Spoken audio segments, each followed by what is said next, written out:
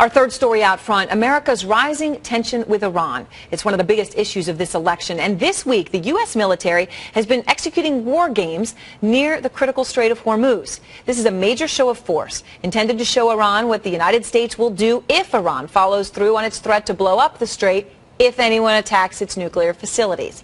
Out front tonight, Chris Lawrence, who is in the region on board the largest aircraft carrier ever built, the USS Enterprise.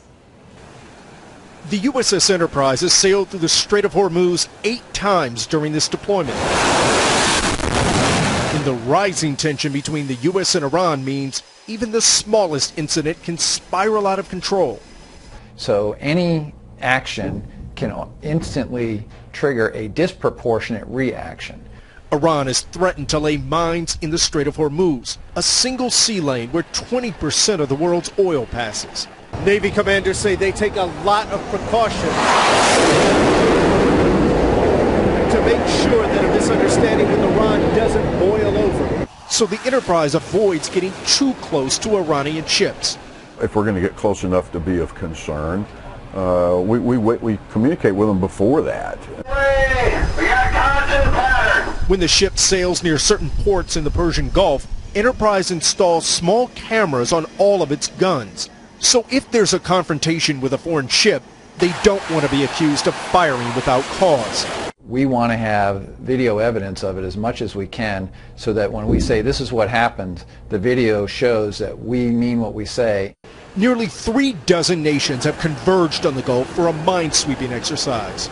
We're not here to escalate anything. But with Iran's threats to mine the shipping lanes, the show of strength is obvious. The exercise will involve not only ships, but helicopters as well. Explosive ordnance disposal divers will be in the water, and they'll even be coordinating with robotic underwater drones. President Obama and Governor Romney have both talked tough on the issue, raising the stakes for U.S. and Iranian ships.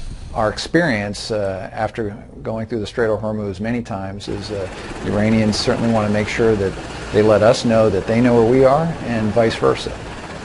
The U.S. military has been promoting the fact that this exercise involves more than 30 nations, including the U.K. and Japan. But we've discovered that only about 6 countries are actually sending ships. It suggests that in a real confrontation with Iran, it would be the American troops who would bear the brunt of the fight.